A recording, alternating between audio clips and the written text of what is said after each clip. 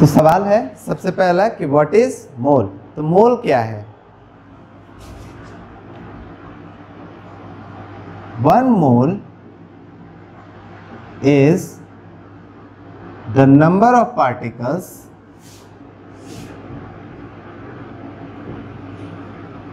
equal to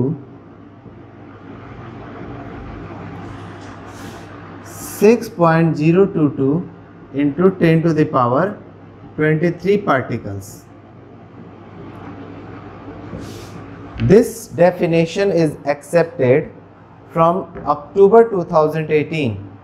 अक्टूबर 2018 से ये हमारा एक्सेप्टेड है, मोस्ट रिसेंट ये हमारा डेफिनेशन है 1 मोल, जिसमें हमारा इतने पार्टिकल्स होंगे। अब पार्टिकल्स के केस में हमारा कोई भी एटम हो सकता है, कोई भी मॉलिक्यूल हो सकता है,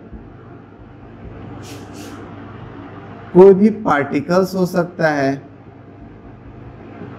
कोई भी एंटिटी, मतलब कुछ भी हमारा 1 मोल का अगर डेफिनेशन आ रहा है तो उसमें हमारा ये इतना नंबर आएगा। जैसे कल ही हम बताए थे कि हमारा जो है अगर एक दर्जन में 12 अगर होता है, चाहे 12 पार्टिकल हो, 12 आदमी हो, 12 कुछ भी हो, अगर वो क्या है हमारा एक डजन है, तो उसी तरह 1 मोल मीन्स इतने particles.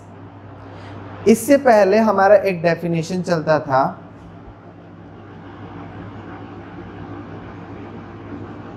One mole is the number of particle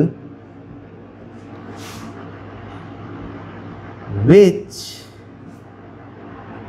is same as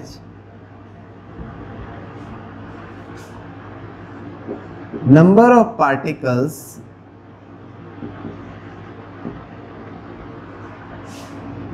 in 12 gram of carbon 12 isotopes।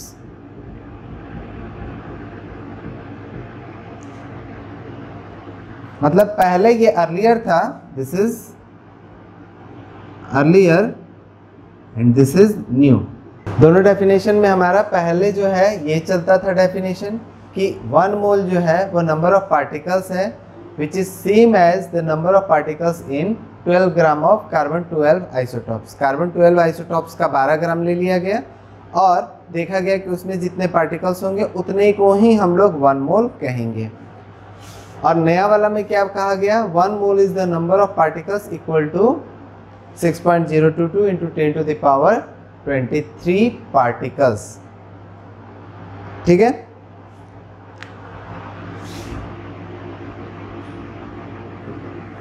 One mole is equal to 6.022 14076 into 10 to the power 23। More accurate one is this।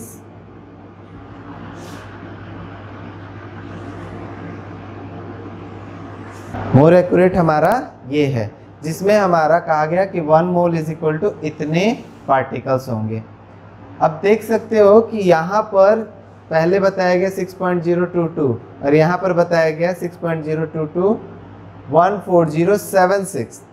तो कैसे ये value में तुमको, इसमें हम ज़्यादा detail दिए, इसका मतलब ये ज़्यादा सिग्निफिकेंट हो गया, एक्यूरेसी लेवल इसका ज़्यादा हो गया। तो ऐसे ही क्वेश्चंस भी आते थे कि कौन ज़्यादा एक्यूरेट है, तो डेसिमल वैल्यू इसमें ज़्यादा बढ़ा दिए, ज़्यादा आगे तक कैलकुलेट किए, तो मेरा एक्यूरेसी बढ़ गया। तो इस तरह हमारा 1 मोल का ये डेफिनेशन हुआ।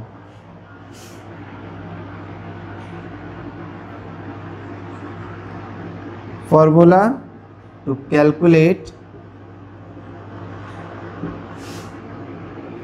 Number of moles.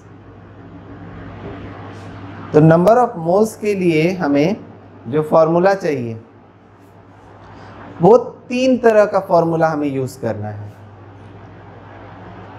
3 तरह का फॉर्मूला में हमारा एक फॉर्मूला मास पर, एक फॉर्मूला हमारा वॉल्यूम पर और एक फॉर्मूला हमारा नंबर ऑफ पार्टिकल्स पे आता है।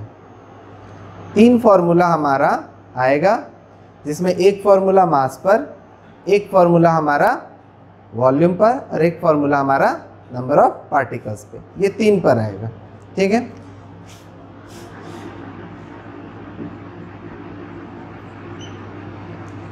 स्टैंडर्ड वैल्यू,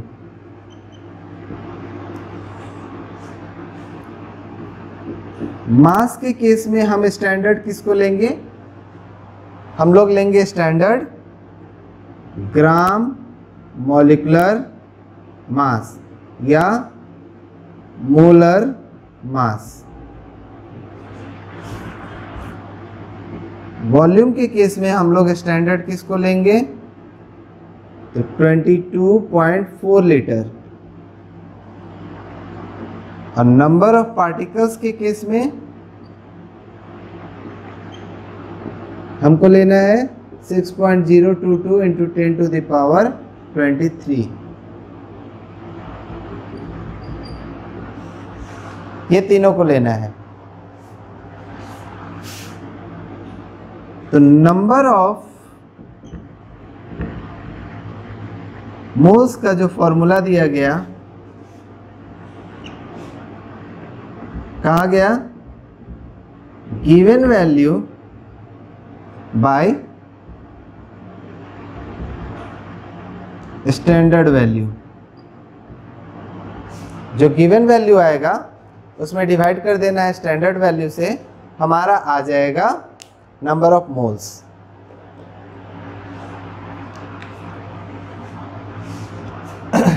पहला फॉर्मूला,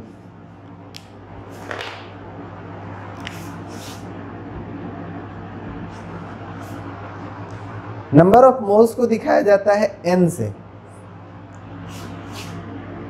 तो नंबर ऑफ मोल्स, अगर गिवन वैल्यू मास है, ठीक है, mass of compound, mass of substance, mass of substance, standard value हमको क्या लिखना है? ग्राम मॉलिक्यूलर मास। ग्राम मॉलिक्यूलर मास आ रहा है समझ में?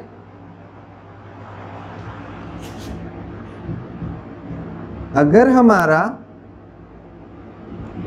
नंबर ऑफ मोल्स, अगर गिवन वैल्यू वॉल्यूम है,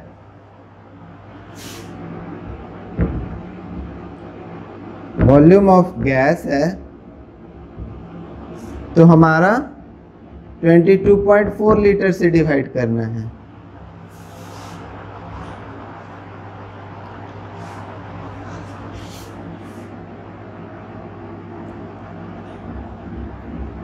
अगर तीसरा बार जो है फॉर्मूला आएगा number of moles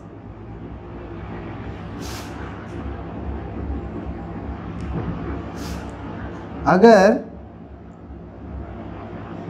number of particles है तो 6.022 इंटू 10 टू द पावर 23 से डिवाइड करना है। तो ये 3 फॉर्मूला हमारा मोल्स के लिए आएगा। तो इस तरह हम लोगों ने क्या जाना, number of moles is equal to mass of substance by gram molecular mass. अगर इसको हम लोग फॉर्मूला सिंबल में लिखें तो क्या लिखेंगे? नंबर ऑफ मोल्स का सिंबल होता है n। n is equal to mass of substance का सिंबल हो गया m और ग्राम मॉलिक्यूलर मास का सिंबल होता है कैपिटल M। तो एक फॉर्मूला मेरा ये बना। जो सेकंड फॉर्मूला हमारा आया वो आया number of moles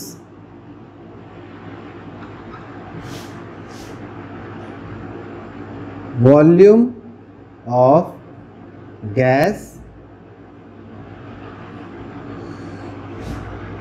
volume of gas अगर हमारा होगा तो कितने से डिवाइड करना है, 22.4 लीटर से। तो इस तरह हम इसका सिंपल फॉर्मूला क्या बना सकते हैं, n is equal to volume of gas के लिए V 22.4, और तीसरा हमारा क्या बना, number of moles,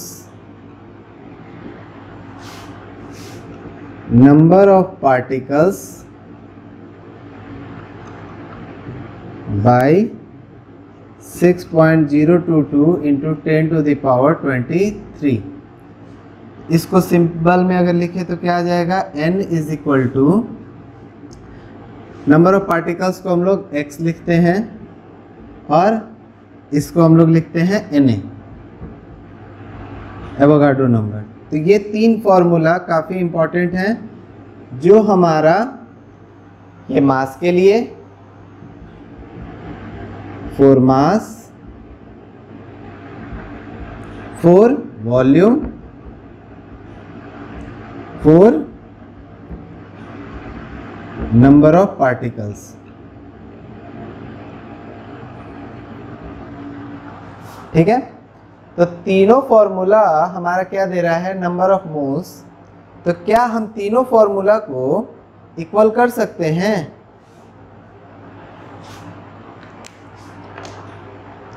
for same substance, for same substance,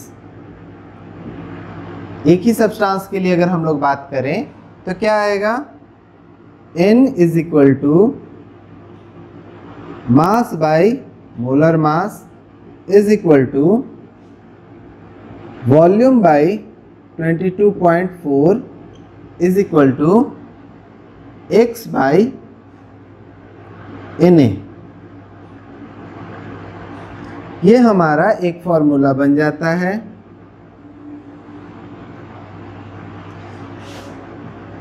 this formula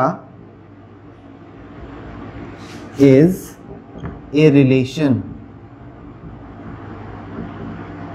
between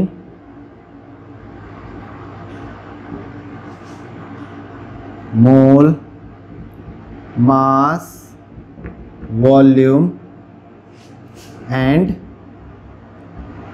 number of particles।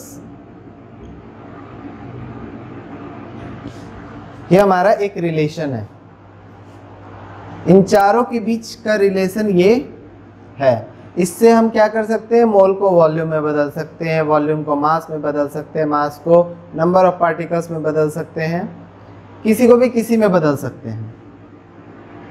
Clear? For same substance this relation is valid for only gas,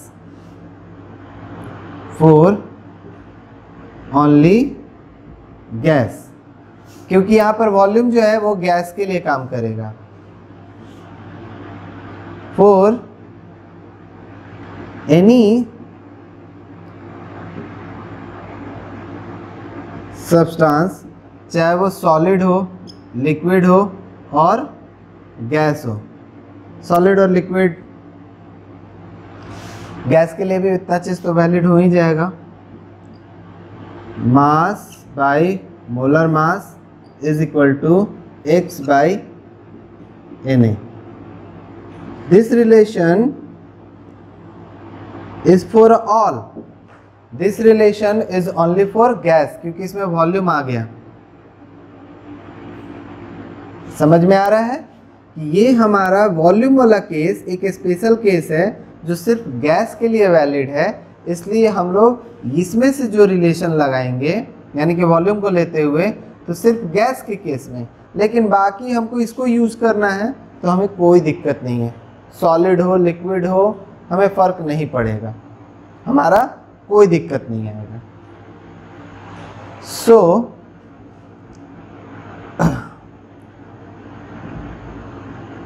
other formula, other formula क्या क्या आएगा? इस formula से आते हैं n is equal to mass by molar mass. तो क्या m बराबर लिख सकते हैं n इंटू मोलर मास या ग्राम मॉलिक्यूलर मास?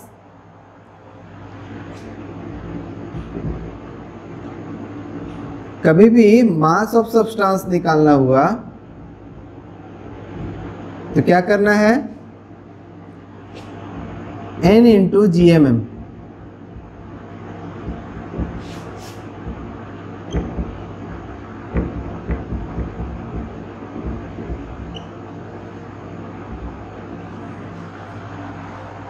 तो इस तरह मास ऑफ सब्सटेंस अगर हमको कभी भी निकालना हुआ कि कितना ग्राम मेरा कोई भी कंपाउंड है, चाहे हमारा जो है कोई एटम है या कोई मॉलिक्यूल है, कितना ग्राम है, तो इसके लिए हमको क्या करना है? n into GMM, n number of moles into उसका ग्राम मॉलिक्यूलर मास से मल्टीप्लाई कर देंगे तो हमारा मास निकल जाएगा। ये हमारा यहाँ से आया n बराबर मास बाई मोलर मास हमने पढ़ा, मोलर मास इधर आ गया, ग्राम मॉलिक्यूलर मास इधर आ गया, तो हमारा क्या हो गया? मास ऑफ सब्सटेंस बराबर n into m। Second formula हमारा क्या बन सकता है?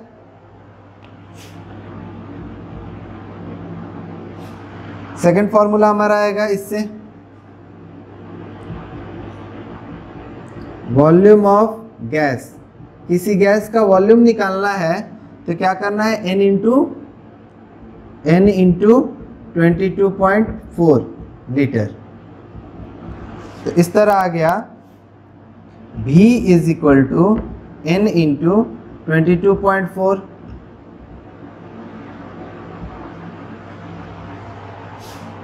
सेकेंड फॉर्मूला भी क्लियर है कि हमारा अगर हमको वॉल्यूम निकालना है तो क्या करना है? जितना मोल दिया रहेगा उसमें 22.4 से मल्टीप्लाई कर देंगे 22.4 से, तो मेरा वॉल्यूम आ जाएगा। तीसरा फॉर्मूला हमारा यहाँ से आएगा, नंबर ऑफ पार्टिकल्स निकालना हो कि कितने पार्टिकल्स हैं, तो नंबर ऑफ पार्टिकल्स अगर निकालना है तो क्या आएगा? n into Na। इससे हमारा आ गया x is equal to n into Na।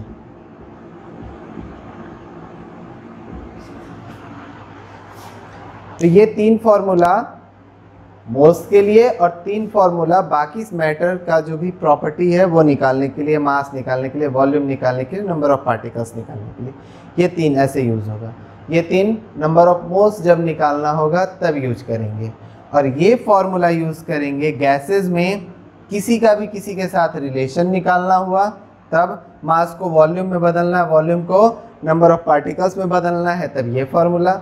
Solid liquid gas कोई भी हो उसमें हमारा नंबर ऑफ मोल्स को मास में, मास को नंबर ऑफ पार्टिकल्स में, पार्टिकल्स को मास में, इसको इंटरचेंज करना हो तो हम लोग यूज़ करेंगे। तो चार क्वेश्चन दिए हुए हैं, इसको कैलकुलेट करना है। अमोनिया के केस में पहला क्वेश्चन है number of moles in 25.5 gram of ammonia. 25.5 gram ammonia में कितना मोल्स होगा। दूसरा क्वेश्चन है volume of 0.02 moles of ammonia. 0.02 moles of ammonia का वॉल्यूम कितना आएगा वो कैलकुलेट करना है। तीसरा में कैलकुलेट करना है number of NH3 molecules in 0.17 moles. 0.17 moles में जो है कितना NH3 मॉलिक्यूल्स होगा उसको कैलकुलेट करना है। और जब फोर्थ आएगा तुम्हारा, फोर्थ है क्वेश्चन कि 2.15 मोल्स ऑफ अमोनिया में कितना मोल हाइड्रोजन एटम है। तो ये चार क्वेश्चन कैलकुलेट करो। पहला कह रहा है कि नंबर ऑफ मोल्स निकालना है इतना, तो गिवन है हमारा मास दिया हुआ है, मास NH3 का 25.5 ग्राम मास दिया है। मोलर मास हमारा NH3 का मोलर मास कितना हो जाएगा 17 ग्राम, या gram molecular mass 17 gram. Number of moles का formula mass by gram molecular mass 25.5 by 17। कितना आ गया 1.5।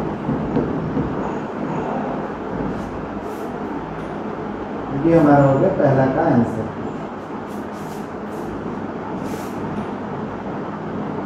दूसरा हमारा वॉल्यूम निकालना है, गिवन है, ये हो गया हमारा 0.02 वॉल्यूम।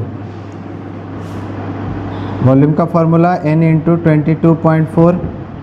अगर यहाँ NH3 गैस है इसलिए हम ये फार्मूला लगा सकते हैं। अगर NH3 गैस नहीं होता या फिर यहाँ पे कुछ और दिया होता जो कि गैस नहीं है, जैसे NaCl दे देता, तो हम ये फार्मूला नहीं लगा सकते थे जब तक हम लोग को ये नहीं पता हो कि वो डेंसिटी कितना है। तो डेंसिटी होगा उससे हम लोग फिर वॉल्यूम निकालते हैं। तो पहले इससे मास निकालते हैं, मास से फिर डेंसिटी के साथ जो है कैलकुलेशन करके वॉल्यूम निकालते हैं। तो ये हो गया 0.02 इंटू 22.4।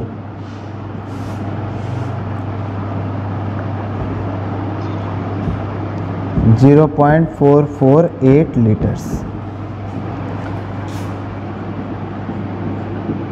तीसरा हमारा number of NH3 molecules given है in NH3 0.17 मोल्स।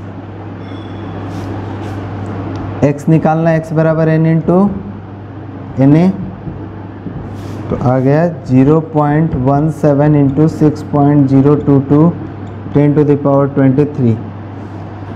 कितना आया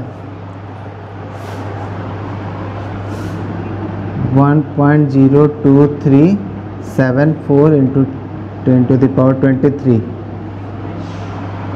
ठीक है, इतने मॉलिक्यूल्स।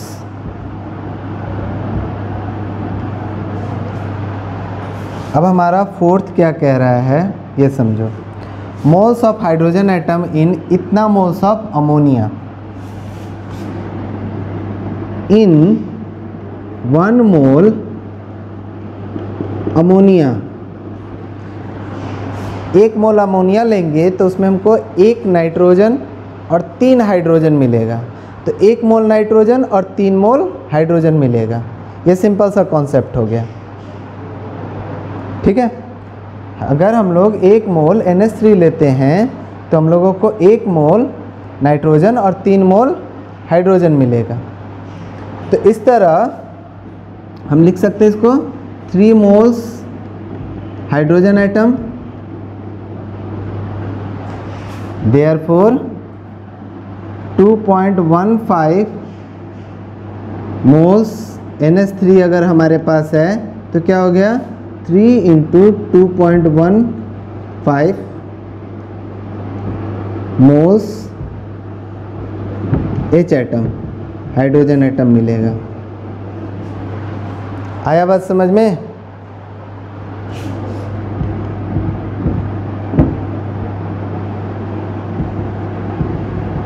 इतना मोल्स